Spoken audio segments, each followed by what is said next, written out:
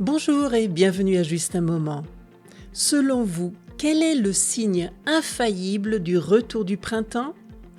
Est-ce le chant des oiseaux? Les premiers bourgeons qui pointent timidement sur les branches? En France, le signal le plus révélateur, celui qui annonce officiellement le début de la belle saison, c'est cette foule impatiente qui envahit soudain les terrasses des cafés. On s'installe sur ses chaises de rotin, on commande un café et on offre son visage aux premiers rayons de soleil. Même si c'est peut-être un peu exagéré de voir dans ces terrasses le vrai signe du printemps, on ne peut pas nier qu'il y a un brin de vérité. Dès que le soleil pointe le bout de son nez, tout le monde cherche une table libre. Tout commence en 1686 avec le Procope, le doyen des cafés parisiens. Des grands écrivains comme Voltaire ou Rousseau fréquentent le Procope pour discuter d'idées nouvelles. Le café est alors le centre du monde intellectuel. À l'époque, on reste à l'intérieur. Mais la vraie révolution arrive au XIXe siècle et elle est urbaine. Le baron Haussmann transforme radicalement le visage de Paris. Il crée de larges boulevards et de grands trottoirs. Soudain, la ville devient lumineuse. Les cafetiers comprennent que leur véritable trésor n'est plus seulement le contenu de la tasse, mais la vue. Ils sortent les tables, les guéridons, et les chaises en rotin léger. La terrasse devient alors un espace de liberté. On s'y assoit pour souffler entre deux rendez-vous ou pour refaire le monde entre amis, et le prix d'un café devient le ticket d'entrée pour un spectacle permanent.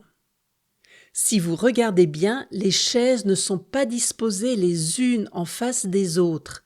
Elles sont alignées comme au cinéma, toutes tournées vers le trottoir. On ne s'assoit pas pour s'isoler, on s'assoit pour regarder la vie passer. Bienvenue dans le plus grand spectacle gratuit, la rue.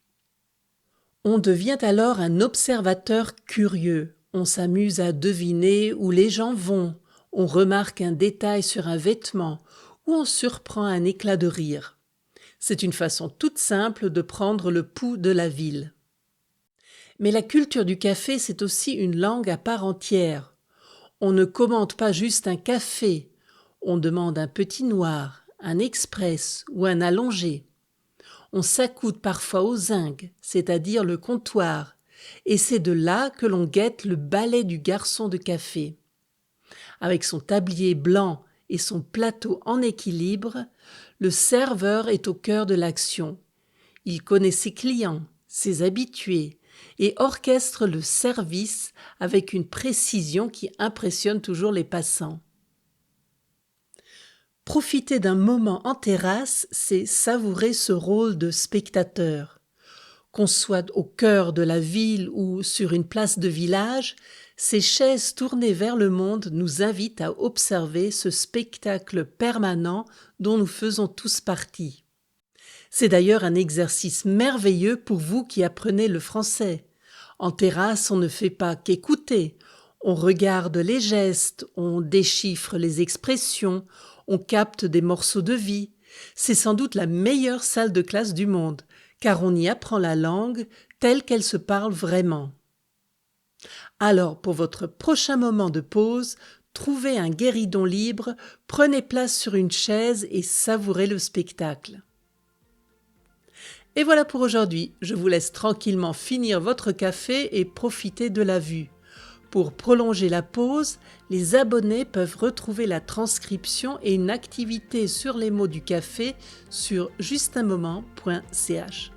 Je me réjouis de vous retrouver le 3 avril pour un nouvel épisode. D'ici là, n'oubliez pas de me suivre sur Instagram et Facebook pour ne rater aucune nouvelle. Je vous dis à bientôt pour un autre moment ensemble.